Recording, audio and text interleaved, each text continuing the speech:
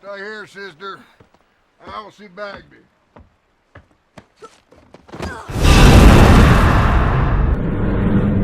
True Grit is one of 5 novels written by Charles Portis. Didn't really know much about him coming into this. And from what I read, like even after the movie came out in 69, the original, his books later still went out of print. So I don't think the adaptation did much for his writing career. Hopefully, it made him more money, at least with the initial movie deal. But I thought that was kind of interesting. And also, he died in 2010.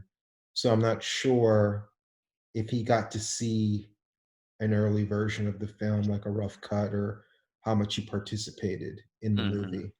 But I did read that the Coen brothers tried to stick more with adapting the book again rather than adapting the 69 film. The 69 film did star John Wayne, and I think that got him his only Oscar win. Correct. I'm looking at Charles Portis here. He died in February, so I don't have the exact date as to when the new one came out. So, but there's a good chance he probably didn't see it. Did you see the 69 version? Yeah, I had seen it before, and I actually watched it again prior to watching the new one today. So I've seen them both very, very recently now, like in the last 8 hours.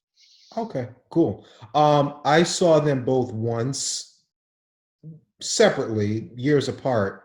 But I've only seen them both once, and then I rewatched this one. I thought about maybe rewatching the 69 version, but I figured our review was just about this movie, not necessarily a compare and contrast, so I didn't bother. Um, but since you did see it recently, I'll bring up a few things that I don't remember as we go through the review, and we can probably just compare a few things then, since you did see it fairly recently. Did you have a preference of which one you preferred? Honestly, no. I thought they were both very similar, even down to the exact dialogue in some cases. Um, they were both very good, and yeah, no, I don't know which one I like better. I think they're both very equal. You know, they're very equal in many ways. Yeah. I waited years before I actually saw the Cohen version, the Cohen brothers version, because I like the 69 version so much. I'm like, the Cohen brothers are only going to make so many films, and I love their movies. I'm like, why are you making something that's already been made before? Like put your efforts somewhere else. But when I did relent and saw it, I did like it. And on this rewatching, I liked it even more. I think it's a great film. Yeah, that was my. I think both of us are kind of mirroring each other in this case. I saw the original in the mid '90s, and I hadn't seen it since before today, and I didn't see the new version until about a year ago. So I waited 9 years on that one too. But I wanted to see it because it had very good reviews. So I just didn't get a hold of it until about a year ago. Mhm. What did you think of, first of all, Jeff Bridges' performance in this as Rooster Cogburn on its own? And then how would you compare it to John Wayne's performance? Very similar. Again, these movies mirror each other in quite a few ways. The only thing I thought was a little over the top was his rough voice. Clearly, that's not his normal voice, and I don't have a problem with it per se, but it seemed a little too in character for me. Save your money. Meet me here at 7 o'clock tomorrow morning. We'll begin our coon hunt. Yeah, I liked it. I guess I have a similar feeling to you in that I thought it was good and I thought it felt authentic. But when because I wasn't familiar with a lot of the terminology or jargon they were using, Found a flat gray rock with a hollowed out space under it, nothing there. which felt again very authentic, it's like your brain has to process these terms and these words that you're not used to hearing Fleet was selling ardent spirits to the Cherokee. Come at me with a king bolt. and figure, okay, let me contextualize it.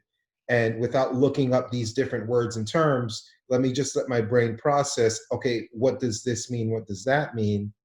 Doing that while also trying to decipher his dialogue through the grizzled voice From a wagon turn? I've seen men Bellator, but nothing bigger than the King Bolt. was a little tricky at times, especially when they were doing scenes where it's like expository scenes where they're just rifling through backstories and stories where with characters we're never going to see. So it's stuff that you have to process very quickly. It's like, all right, as I'm processing this stuff quickly, I'm hearing these terms I haven't heard before. I have this grizzled voice. So it kind of threw me off a little bit, even though I liked his performance. That kind of threw me off some. Yeah, and also don't forget he also got drunk at one point, which garbled his voice a little even more.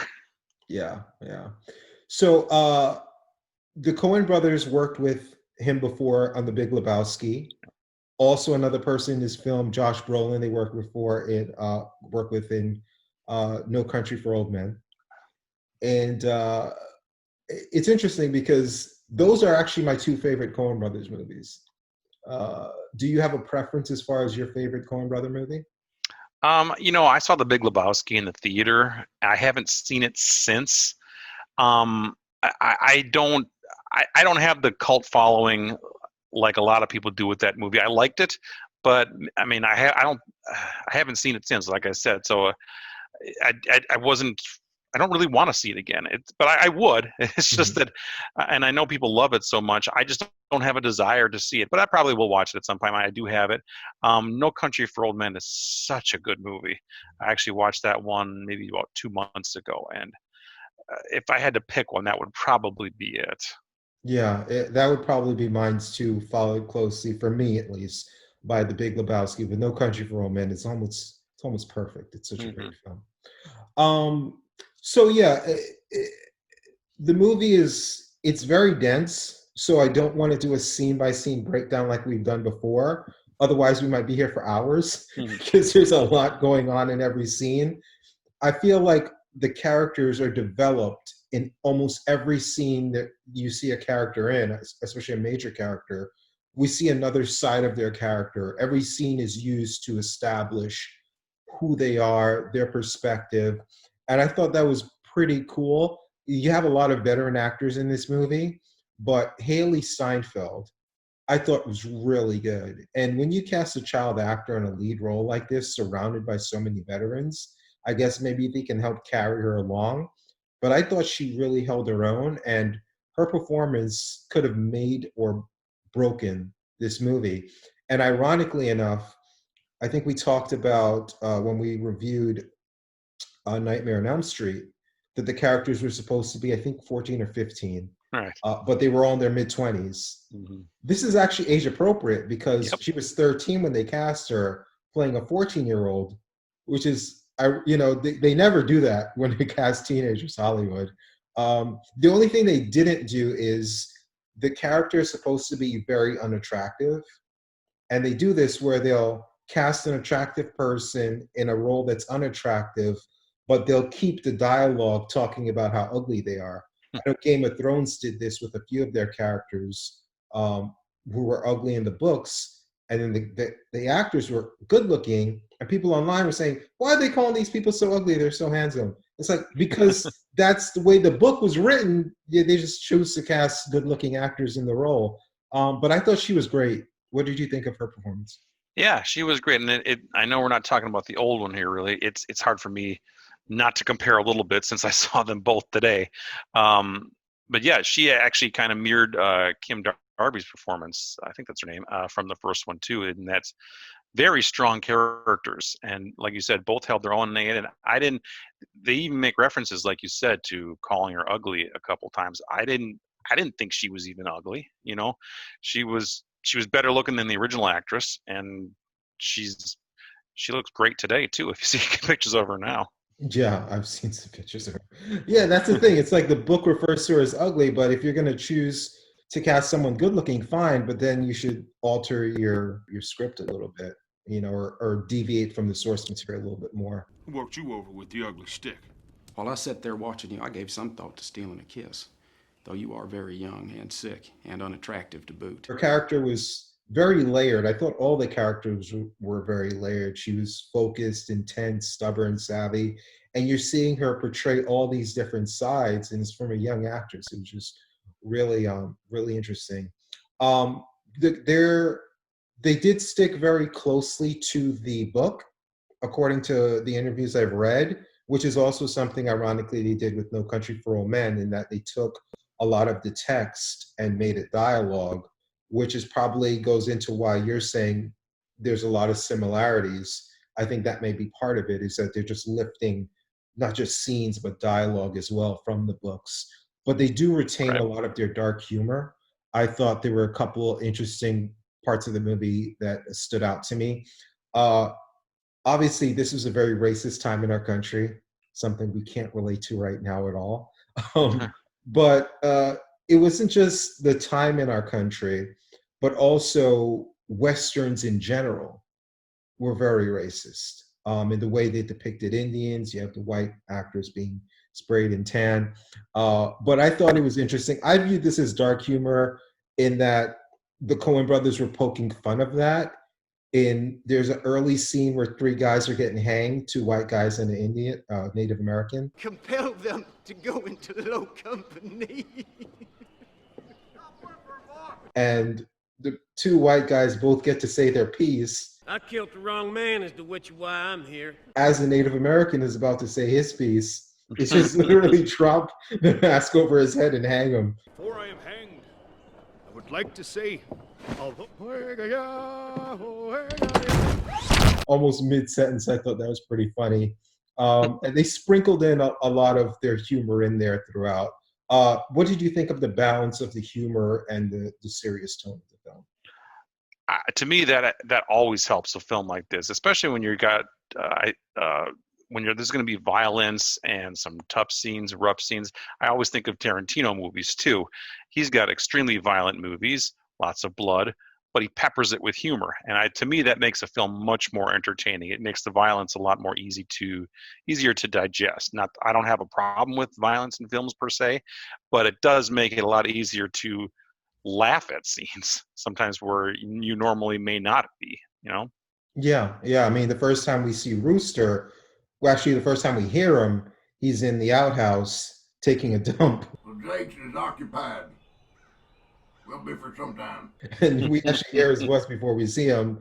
You also have Maddie. She's sleeping. I guess you would call it a morgue. What would you call those things back in obviously, that's where the Undertaker was. But would you still call it a morgue back then? I don't think they called it a morgue. I don't think so either. But Yeah. I don't know what you would call it. If you would like to sleep in a coffin, it would be all right. She slept with the dead bodies, and you also had the funny scenes with her and the I think he was an auctioneer or something, but the guy she was bargaining with who sold her father the ponies, and then she went in there. Right.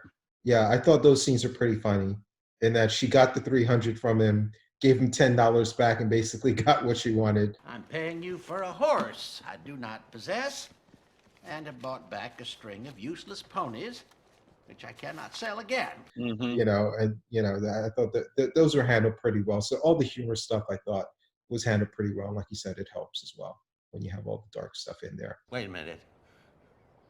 Are we trading again? The first third of the movie was really just a setup of her trying to get Rooster on her side. And she had a choice, I think, of like 3 different marshals, but she chose him because he seemed like the most ruthless one. So what did you think of that first act of the movie, and where she's trying to convince him? Do you feel that drag? Did you like the pacing of that? Did you like the dynamic with their characters? No, I thought it was a perfect setup. You have to have something at the beginning to at least tell where the story is going, and from all that setup, to me that was more or less, let's learn about Rooster Cogburn's character. To know that he is rough and tough, and then so we're not caught by surprise when we see him. And yeah, no, I thought that was perfect. Yeah, I really did. And then from there, it kind of transitions into more of like a road movie / buddy cop type thing, where it's like those two and Matt Damon's character. I have lapped filthy water from a hoof print.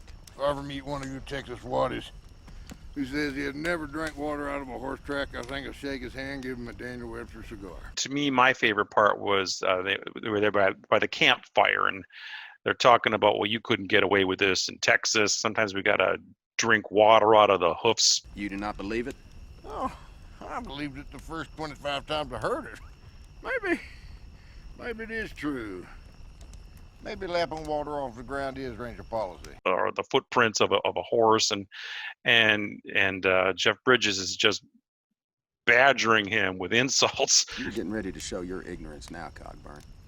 I don't mind a little personal chaffing, but I won't hear anything against a ranger troop from a man like you. And they're going back and forth. I thought that was great. How long you boys been mounted on sheep down there? My white Appaloosa will still be galloping when that big American stud of yours is winded and collapsed. Yeah, their chemistry was really good. I think that was one of the highlights of the movie for me. Very, very believable. You know, they're obviously getting more and more threatening with each other. I never once thought they were going to start hurting each other. Now make another joke about it. You're only trying to put on a show for this girl, Maddie, with what you must think is a keen tongue. Because they're both kind of on the same side here. They're teammates, but nonetheless, there's an animosity there. But yeah. I loved it. This is like women talking. Yes, that is the way. Make me out foolish in this girl's eyes. I think she is. You pretty well figured. For a Western, it's kind of weird, but I looked at the time, and it was like almost past the halfway mark before we had an actual shootout. Blow! I will kill you! I'm played out! I need a doctor! We met Ned and Hayes 2 days ago.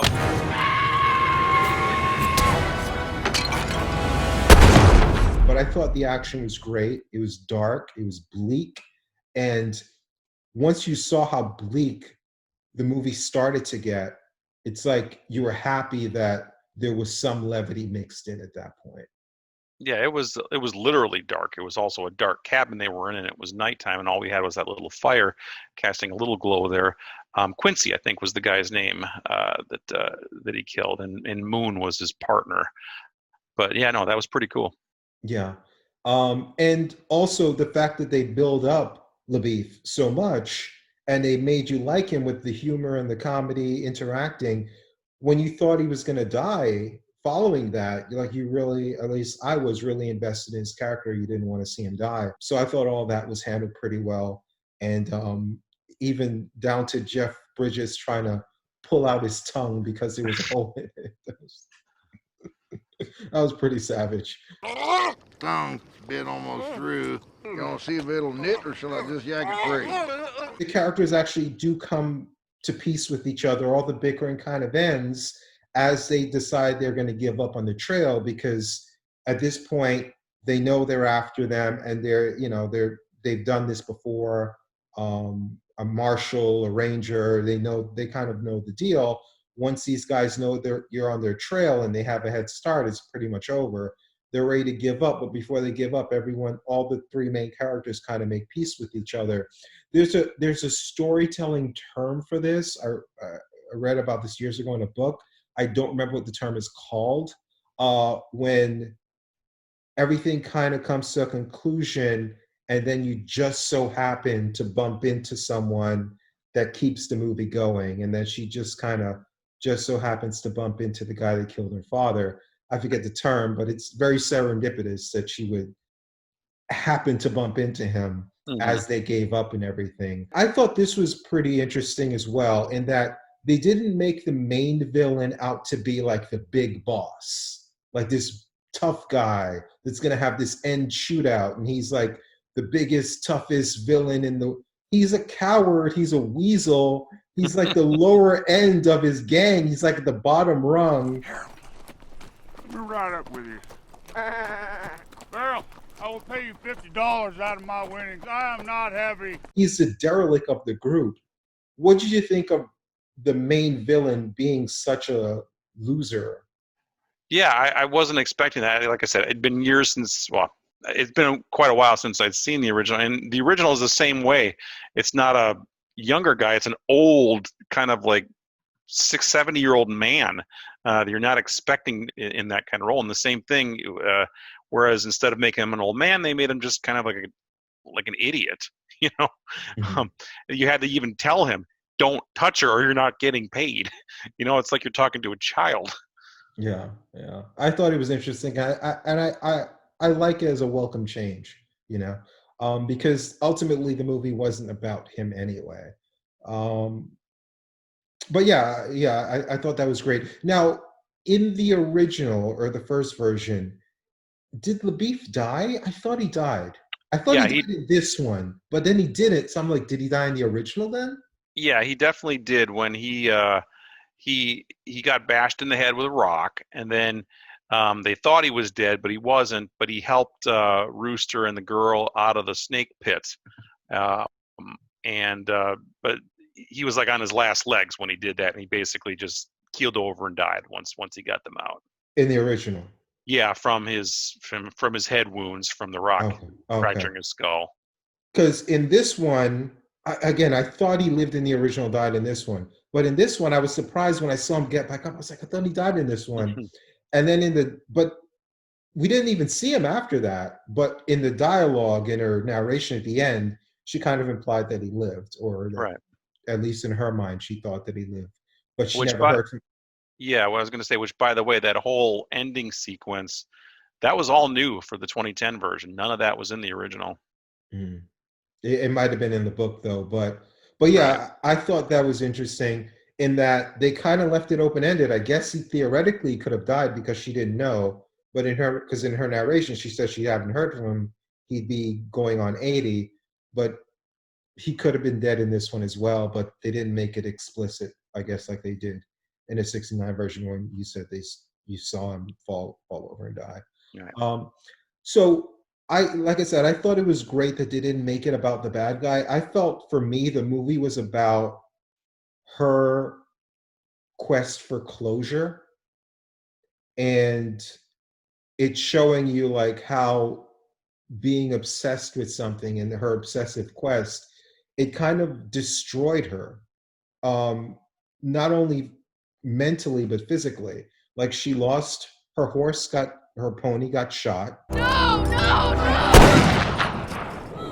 Oh, no! She lost her arm. By the time we reached Bagby's store, my hand had turned black.